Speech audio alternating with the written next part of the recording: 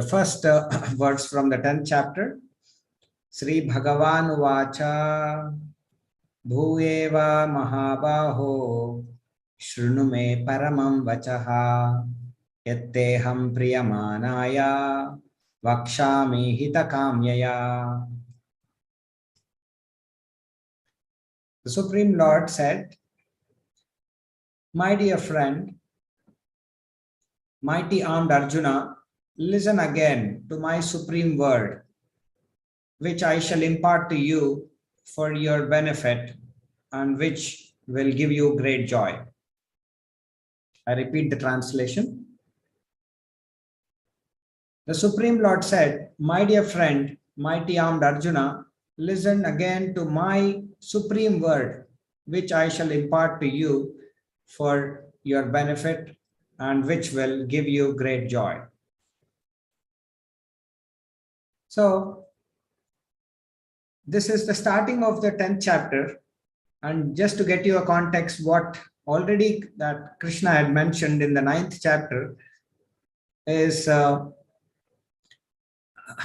9th chapter is named after pure devotional service.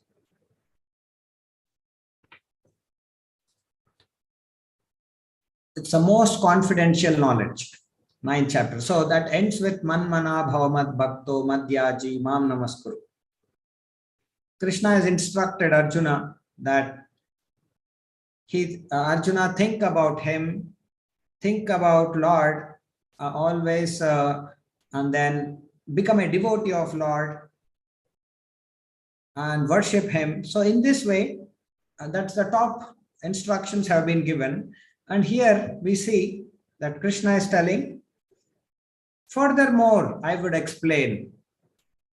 Probably here he's saying, again, I would explain.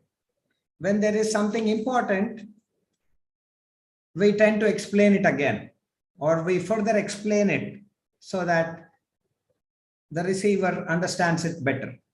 So in that context, Krishna here is saying, "My dear friend, mighty armed Arjuna, listen again to my supreme word." So he is again further explaining the supreme instructions. Let's see.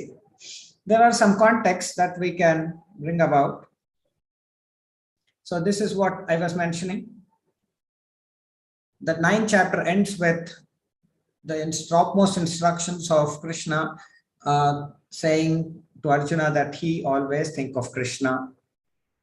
So therefore, 10th chapter will increase our devotion by hearing more about Krishna's opulences. Here, Krishna will reinforce how a devotee can further enlighten. So here there are few crucial or important words that we can note to further to be understood.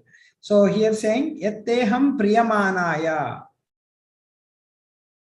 vakshami hitakamyaya." So why am I telling you? Because Shrunu me paramam vachaha. These are the supreme instructions. In the 7th chapter, Lord already explained his different energies and how they are acting. Now in this chapter, he explains his specific opulences to Arjuna. Let's see further some more examples or opulences.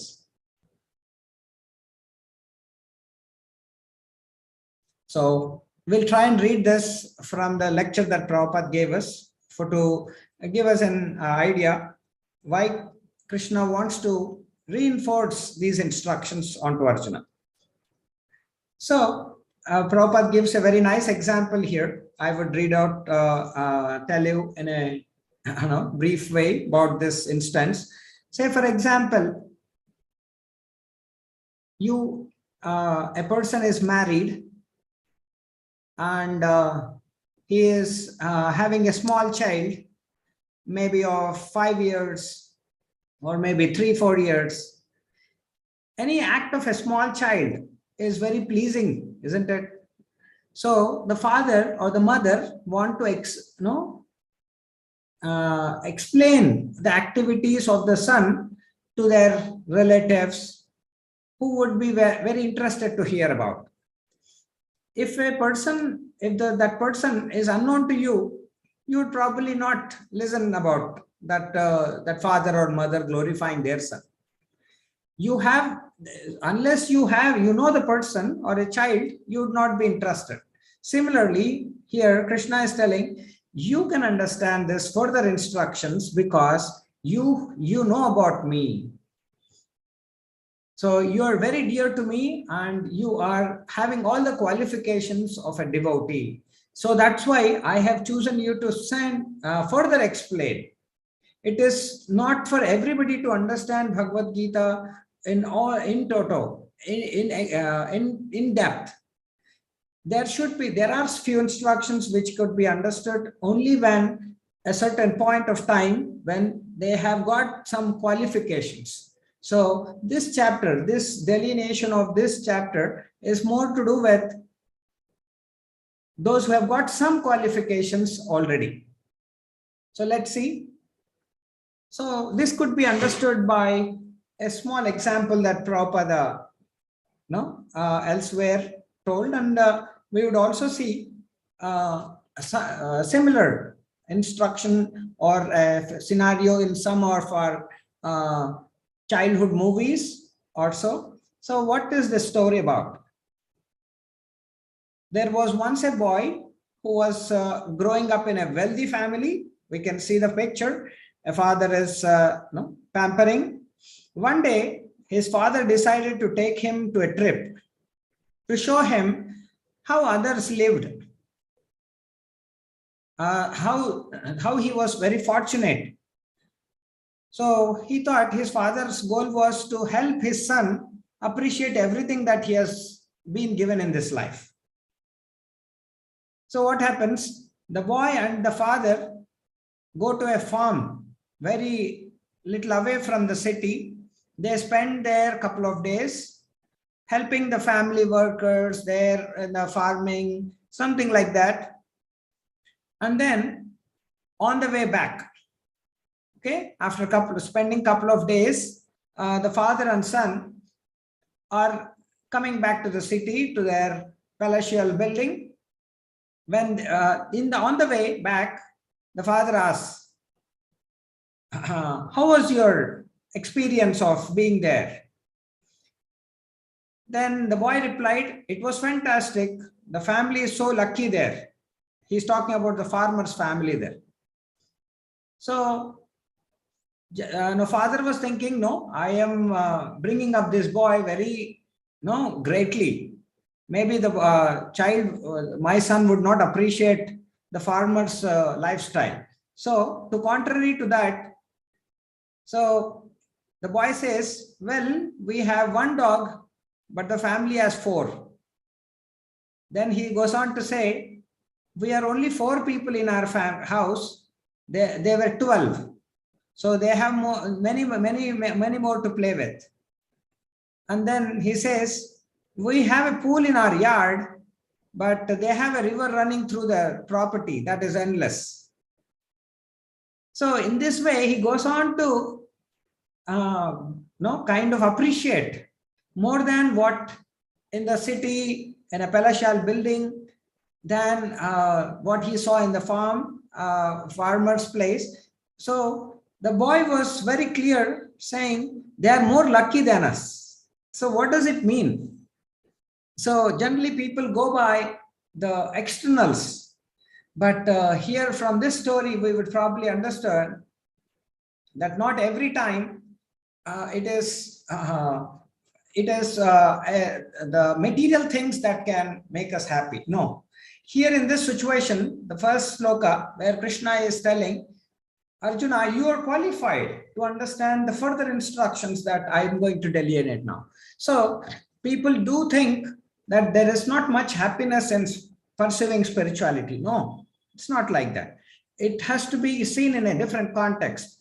So as this boy, small son, he appreciated the natural resources that the farmer was enjoying with. So it requires a different dimension. It requires a thought, a clear thought of understanding how one has to really appreciate one's spiritual journey. So we will move on to the second one. This is Krishna further saying, Name vidu suragana prabhavam na maharshayaha aham adirhi devanam maharshinam cha sarvashaha. Please note, Krishna is going to tell very depth instructions about him for us to understand. It may be a little difficult, but these are topmost instructions, especially these instructions delineated in the 10th chapter. Krishna here is telling, Name vidu suragana. What is the translation? Neither the host of demigods nor the great sages know my origin. For in every respect, I am the source of the demigods and the sages. So here in the picture, we can see Krishna in the center, and there are all the devatas around. Krishna here is saying, neither the hosts of demigods nor the great sages know my origin. Not their devatas are considered to be more elevated in the terms of material standards. That's why people aspire to go for Swarga Lokas, Punya Lokas. But here Krishna is telling, neither they even don't know my origin.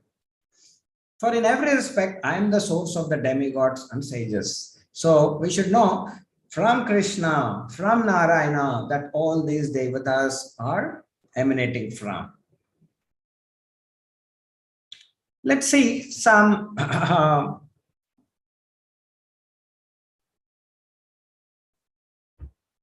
so here, even though we see that Lord is saying, not everybody understands me, even the demigods, nor do they know that Maharshis, sages, they also don't know that I am to be understood. But here he is telling it to Arjuna. How is that Arjuna is placed in such a position that he can understand the spiritual, more elevated, more progressive instructions than those of highly elevated devatas or demigods? Here are some of the reasons. Why does the Lord give his grace only to devotees? The devotees of the Lord do not bother about the impersonal Brahman conception of God.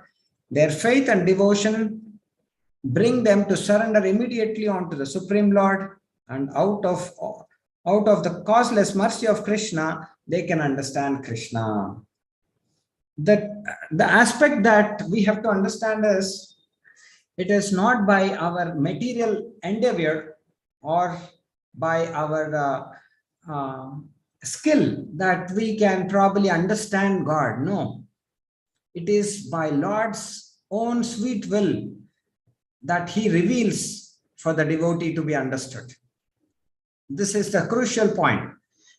Otherwise, we see here very clearly, neither the host of demigods nor the great sages know my origin. They also don't know. Then how do we, common people in this world, it's called Mrityaloka, how do we believe to understand Lord? It is by the devotion that a devotee shows towards Lord that pleases the Lord, and the devotee becomes eligible to understand God. There is a very famous verse which explains further about it. The verse says, Ata Sri Krishna Namadi na bhavet grahyam indriyahi sevonmukehi jihvado swayameva spuradyataha. That meaning is, Ata Sri Krishna Namadi, Krishna's name, na bhavet grahyam, nobody can conceive the greatness of his names. Grahyam means perceive it. Indriyahi, with these senses. Our senses are not capable enough. So they are not ready for understanding God unless sevon mukehi jihvado, unless one chants the holy name of the Lord, unless one glorifies the Lord. that becomes the qualification for the devotee to understand. That's why Krishna here is giving a special instruction to Arjuna that even the devatas cannot understand.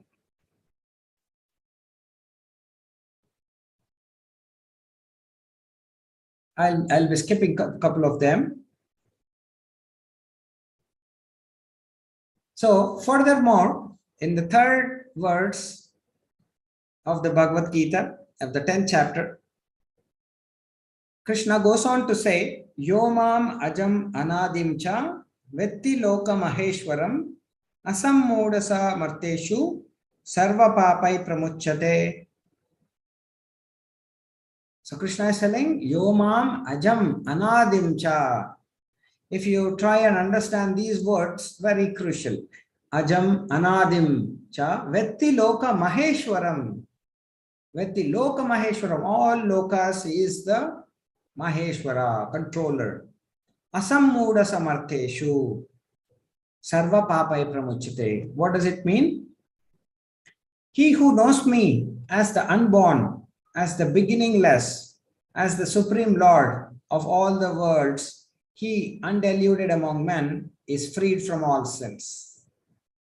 So Krishna is telling, he who knows me as the unborn. What does this mean? Unborn. Who is unborn means he never takes birth. But we see Krishna took birth in Mathura. So there is a meaning to it. How he has taken birth, how his birth is different from us has to be understood. And as the beginningless, he is never, there is no past, present or future that Krishna wasn't existing or was existing. He is always there. As the Supreme Lord of all the worlds, he undiluted among men is freed from all sins. So those who can understand him in this way is already freed from all the sins. So let's understand with some references that Prabhupada gives. So Prabhupada earlier in the 7th chapter mentions Manushyanam sahasreshu kaschid yatati siddhaye yatatam api siddhanam kaschin mam vetti tatvatah. It is very difficult to understand God. Krishna says himself, Manushyanam sahasreshu, out of thousands of men, kaschid yatati siddhaye, only one tries to become perfect. Yatatam api siddhanam, out of all the perfected men, kaschin mam vetti tatvatah. Tatvatah means in truth. Very hardly some one or two may know me in truth. So it's a very great position for somebody to understand the true position of Krishna. Comes to the understanding, Krishna is the proprietor of everything and he is the unborn, is the most successful realized person. So somebody is very rare to come to the understanding that he is unborn, and he further goes on to say, in that stage only, when one has fully understood Krishna's supreme position, can one be free completely from all sinful reactions. So we will further see Prabhupada explaining in different aspects. Yeah, this is a very interesting conversation or a excerpt from the Prabhupada's lecture. People may say, what is the use of understanding God? Now the argument may be, yes, you don't have to understand God. There is no necessity to understand God. But Krishna says, no, if you don't take the trouble, then you will never be happy. Neither will be you liberated.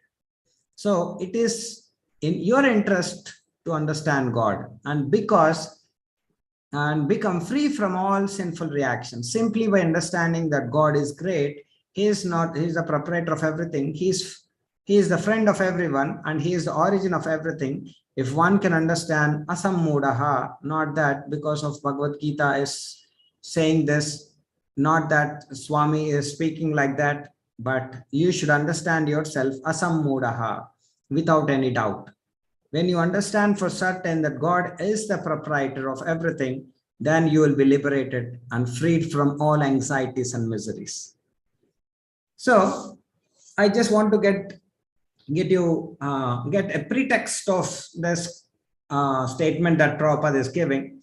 Generally, people do think or do question, what is the need of understanding God? So Krishna is explaining those who, in these verses, who can understand God. A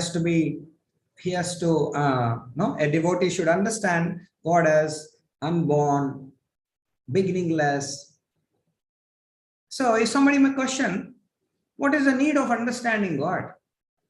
So Prabhupada says, it is your self-interest to understand God. Lord is not going to gain anything if we understand him or no. It is we gain by understanding God. That's the crux that we should be able to pick it up. It is for our benefit that we understand the glories of God, so that it revives our lost relation with Krishna. We have forgotten our lost relation. We all have a strong relation with him. And once we revive it, we will be situated in a better position. Coming out of this anxieties will be a cakewalk.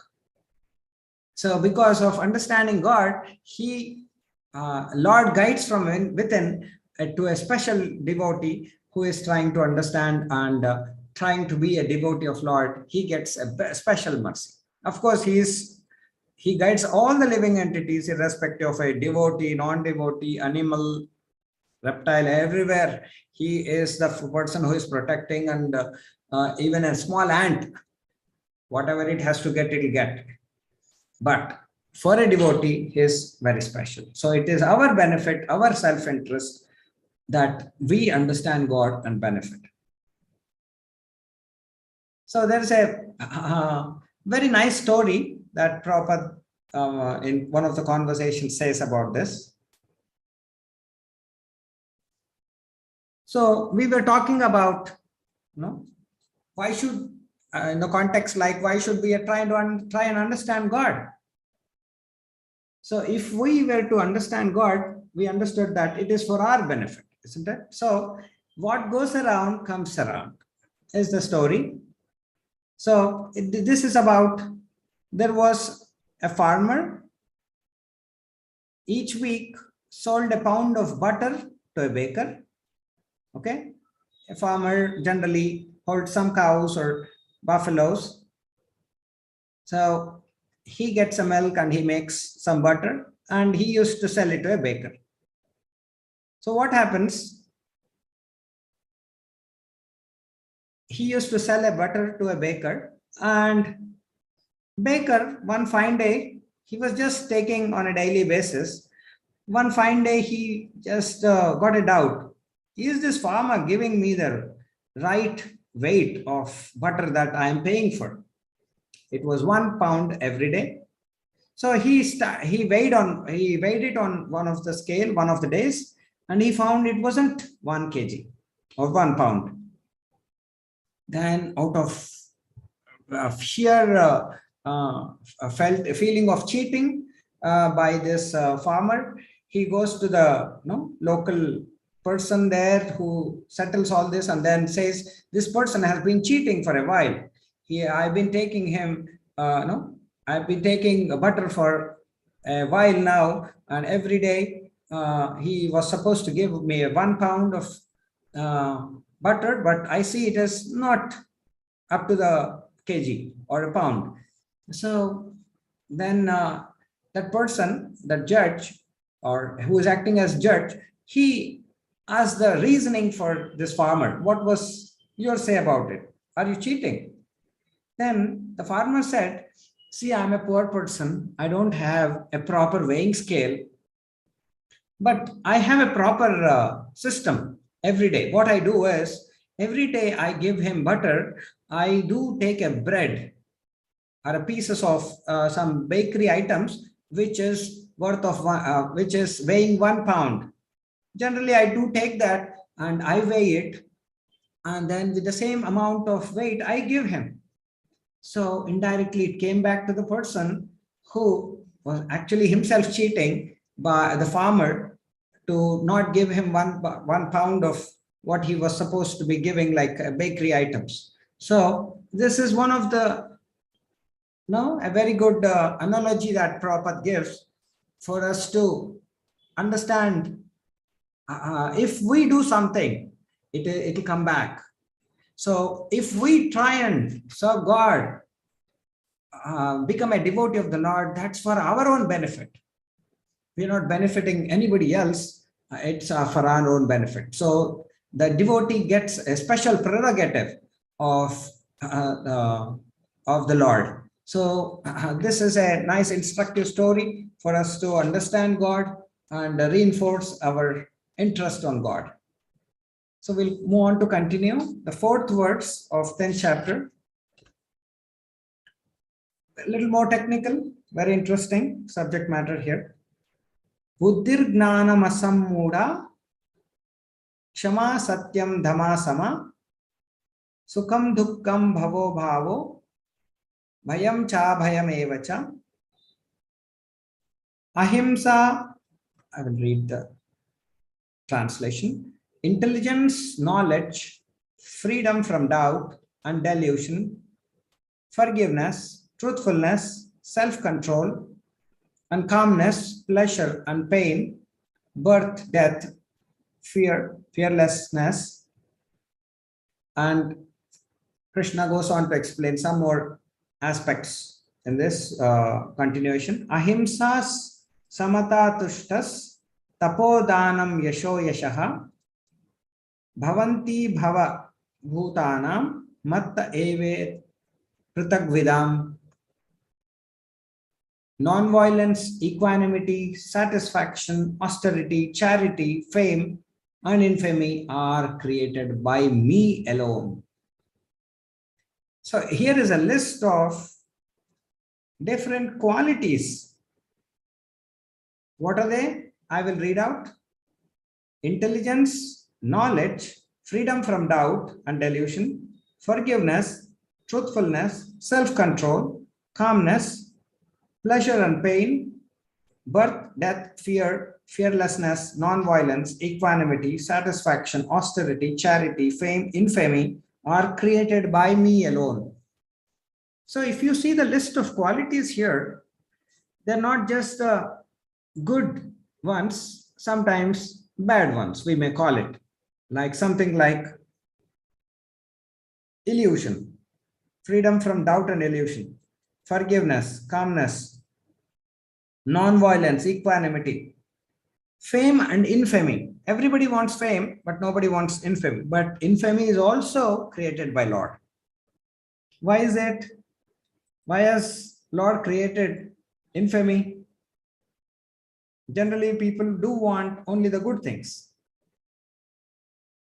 But actually, we should understand these qualities, they are in Krishna and are in living entities. Just like we have all these qualities. So we should know all these qualities are coming from Lord himself. Let's analyze some things of these qualities that we truly understand what exactly that means. The different qualities of the living entities, be they good or bad, are all created by Krishna. Nothing can manifest in this material world which is not in Krishna. So this is a very interesting aspect that we should be noting. Nothing can manifest in this material world which is not in Krishna. Everything should be there in Krishna. That's why it is here. But it's in the true form there. Here it's in a perverted form. That's the only change. We'll further see that actually. Where does Krishna manifest these qualities? All these qualities are manifested throughout the universe in human society and in the society of the demigods. So these special qualities are specially manifested in the societies of human and devatas. Why does Krishna manifest these qualities? For one who wants to advance in Krishna consciousness, Krishna creates all these qualities, but the person develops them himself from within. I read this, very interesting. For one who wants to advance in Krishna consciousness, Krishna creates all these qualities, but the person develops them himself from within. So becoming a Krishna conscious person automatically develops these qualities. Let's see further. What's the difference between intelligence and knowledge? Very nicely Prabhupada writes. Intelligence means the power to analyze things in their proper perspective. So people do write IQ exams, intelligent quotient. So the think of analyzing, how well they are analyzing is the intelligent quotient. And what about knowledge? Knowledge, knowing the distinction between matter and spirit. If somebody is knowledgeable, they should be knowing the distinction between matter and spirit. For us to easily understand what is the difference between matter and spirit, our body is a combination of both. What we see is a matter, is made of 5 elements, and the spirit soul is within.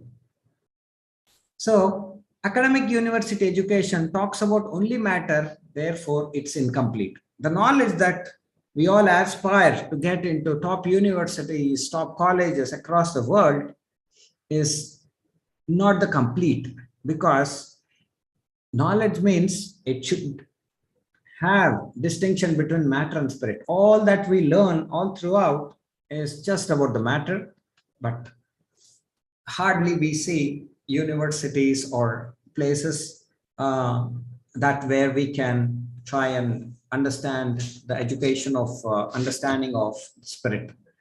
Prabhupada in fact says in one of the conversations that ISKCON is the place, is the where the true knowledge of the spirit is only given. So these are the learning centers. These are the true learning places for the true knowledge. So the next quality is freedom from doubt and delusion, asammudaha. So how do we become free from delusion and doubt? Can be achieved when one acts without hesitation based on understanding transcendental philosophy. Unless we know the distinction between spirit, matter, we cannot be free from doubt. We will always be doubt, or we will always fall in doubt or delusion. Slowly but surely he becomes free from bewilderment. Nothing should be accepted blindly, but with care and caution. It doesn't mean that we cannot see spirit, it is not existing. No. If we ponder about it, and then with care and caution, we see it, there is a perception that we can develop. There are many things which we don't see, but we do believe. So that's a very good aspect, that quality that we have to develop. Some more qualities: tolerance and forgiveness, kshama. Excuse the minor offenses of others. One should be practiced to bear insult and dishonor from others. So invariably we may come across some offenses when there are two people, there are difference of opinions, there are difference of ideas. So it may lead to offenses, but we should be careful or carefree in managing the minor offenses.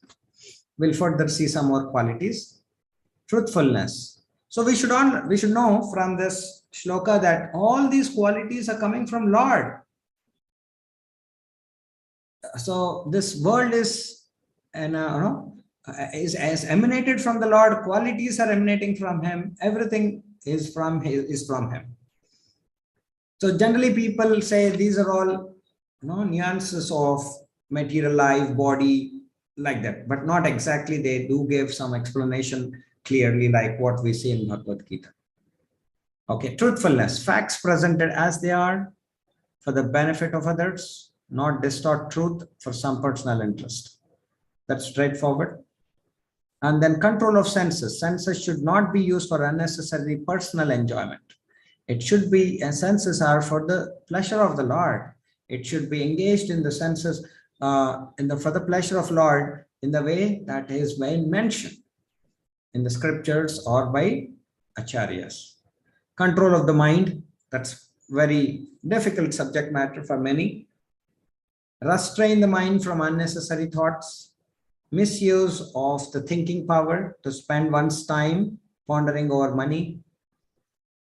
Power of thought should be used to understand the prime necessity of human beings and to present authoritatively. Power of thought should be developed in association with Guru, Sadhu, and Shastra. So these are very crucial things. So some more qualities: satisfaction, not to be eager to gather more and more material things by unnecessary activity. Generally, we are satisfied if we feel we will become satisfied by acquiring that, this, sense objects. But no, we should be not to be eager of gathering all of that. If it comes by on its own accord, doing your duty, yes, by pleasure. But no, but not to be very eager or enthusiastic to acquire something. So charity, as mentioned, fame is mentioned. We'll go to a small story where a tolerance is one of the qualities being tried to understand by a small story.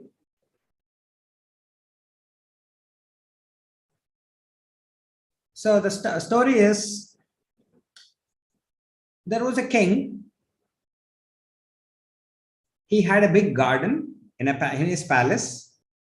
So, and it had a high raised boundary wall spreading the garden. Across the garden there was a high wall, and next to the wall is a road, general people walking road. So what happens? A poor boy and his father were walking in that road, and the boy, small boy, his son, was suddenly a little more hungry and not sure how much time it may take for them to reach home. And so he saw that from the this palace, a mango tree hanging little towards outside with a ripened mango. So this boy thought, okay, let me have this mango for a while. By the time I reach home, I should not be so exhausted or more hungry. So what he takes a stone and throws onto the mango.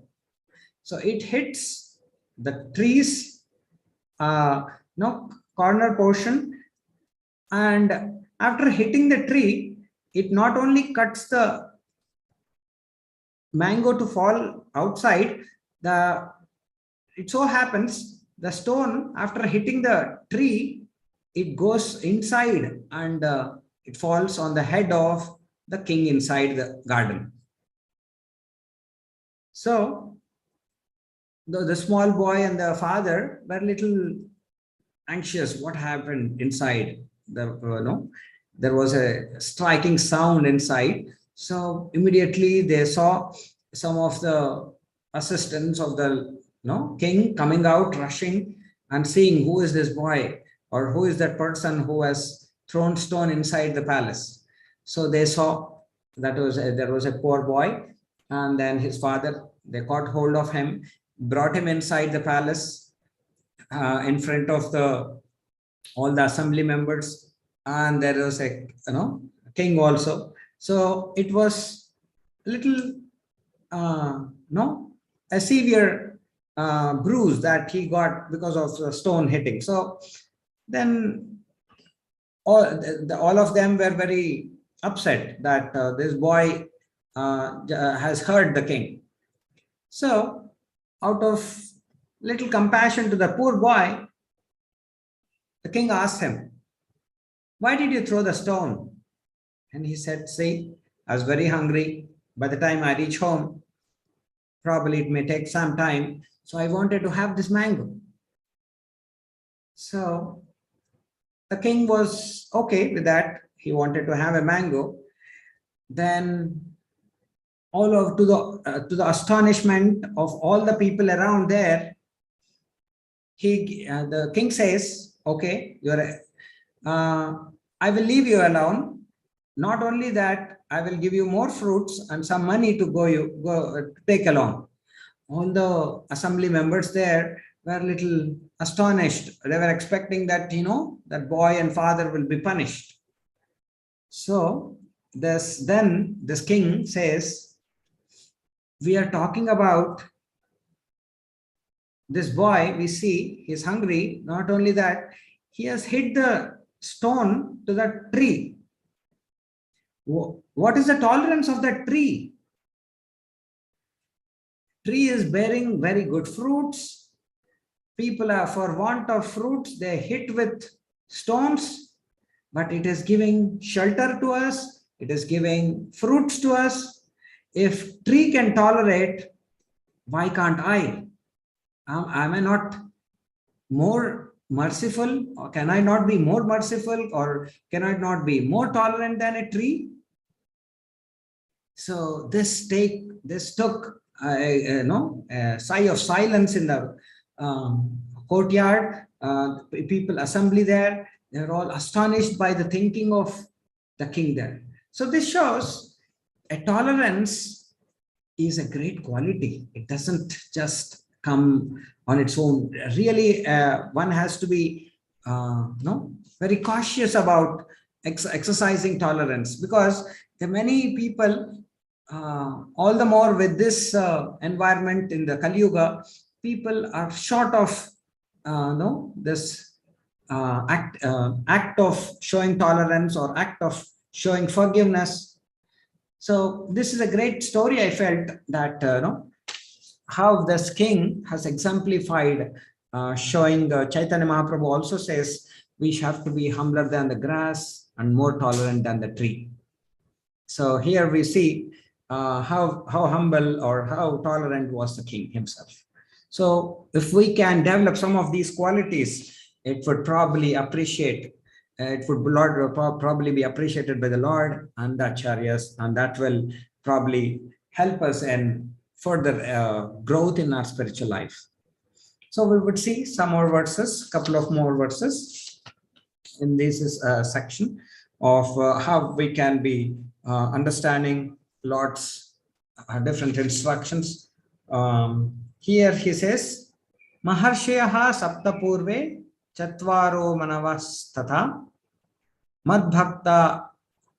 madbhava manasa jata esham loka imam praja." What does it mean? The 7 great sages, and before them the 4 other great sages, and the Manus, progenitors of mankind, are born out of my mind, and all creatures in these planet descend from them. So we see in the previous verses, all those qualities have come from him. In the first 2-3 shlokas, we see Devatas, they're also from him. Now, specific to the details of the more progenitors, so how it all starts, how the mankind starts, here are the verses. So people, the word Manishi or Manava comes from this word Manu. There are great 7 sages, Sapta Rishis we call, and there are Manus, there are 14 Manus in one day of Brahma, and they're all created by the mind of the Lord. Can you imagine? Lord has We may not conceive how somebody can be coming out of mind. Yes, it is true. Lord has multifarious energies, so he can create. So here are some of the details of the Sapta Rishis. Their names: Atri, Bharadwaja, Gautama, Jamadagni, Kashyapa, Vasishtha, Vishwamitra. And the great four sages, also known as Kumaras: Sanaka, Sananda, Sanatana, Sanat Kumara. The Lord is giving a genealogical synopsis of the universal population. All these 25 great sages are known as Prachetas of the of the living entities all over the universe. Brahma is the original creator born out of the energy of the Supreme Lord, known as Hiranyagarbha. We all know Brahma is born from the navel of Vishnu. In that stem, all these 14 planetary systems are there. Brahma undergoes penance for 1000 years of demigods before he realizes the grace of Krishna, how to create. And then he starts his creation, a secondary creator. That's where Brahma is known as Pitamaha, and the grandfather, and Krishna is known as Prapitamaha, the father of the grandfather. These things will make us understand the depth of the complexities that the creation forms. Generally, people say nature is working on its own. No. The many creators, secondary creators, on the time we see sun rising, right time as predicted, sun setting at the right time. There are many calculations and they're all working precisely under the direction of the Supreme Lord. The 7th verse. Etam vibhutim yogam cha mamayo vetti tattvataha so vikalpena yogena yunjate natra samshayaha. What does it mean? He who knows in truth this glory and power of mine engages in unalloyed devotional service. Of this there is no doubt. Obviously, even if somebody is very beautiful, somebody is very rich, somebody is very knowledgeable, somebody is very renounced, we get attracted. And Lord, by the explanations in these seven shlokas, he is the creator of everything. And somebody who knows in them in truth automatically gets that unalloyed devotional service onto him. So Krishna is saying there will be no doubt that if somebody understands these qualities, how he is born. There are many explanations further in Śrīmad-Bhāgavatam, how somebody comes out of them, further explanations, how these verses can be delineated further, how it happens exactly. Further steps are given, not just the superfluous understanding that we may get right now, but the in-depth understanding further to these shlokas in Śrīmad-Bhāgavatam. So here it says, what is the highest summit of spiritual perfection? The highest summit of spiritual perfection is knowledge of the Supreme Lord. Unless one is firmly convinced of the different opulences of the Supreme Lord, he cannot engage in devotional service. So when we know the details of the Lord, opulences of the Lord, this chapter is named after opulences of the Lord, opulences of the Absolute. So when we know the energies, different energies working, we develop that attitude of serving the Lord more and more.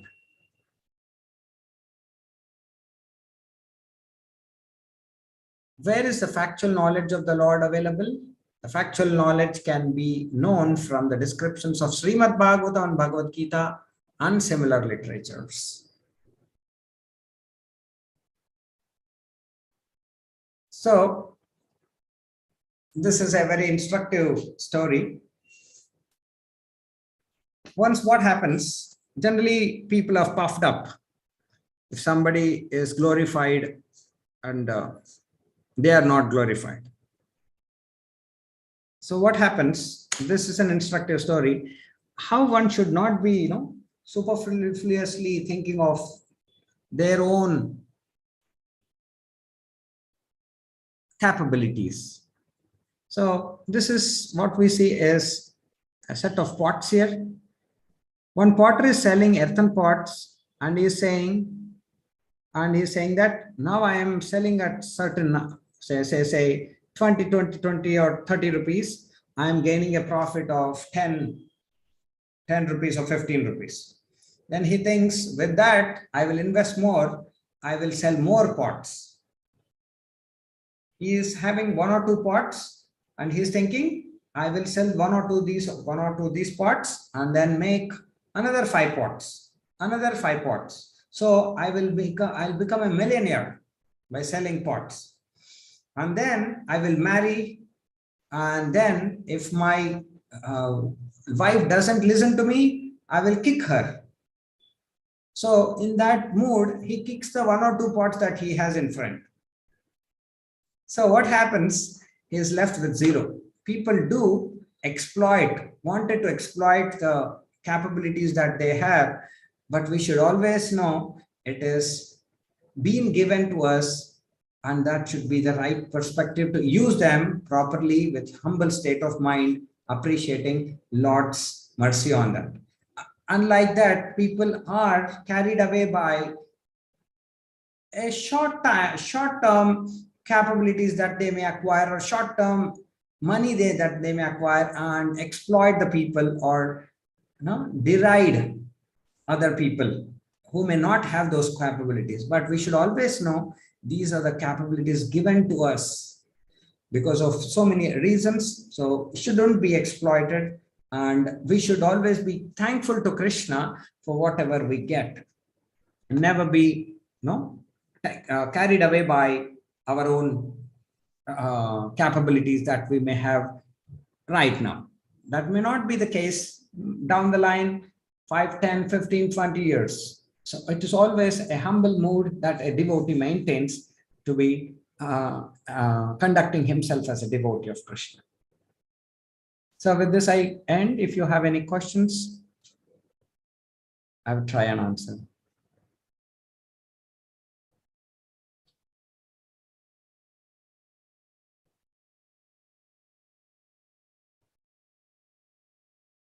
Okay. Hare Krishna. Thank you for being. Hare Krishna. Hare Krishna. Hare Krishna.